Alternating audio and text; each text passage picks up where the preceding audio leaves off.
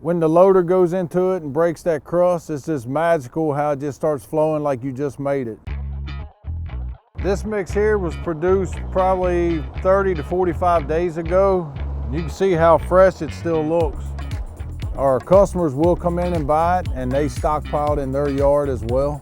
Because it's bio-friendly, you get no leaching of material, no film runoff on it. Everything just looks great. You don't have to put up no special berms to protect anything. There's no leaching whatsoever.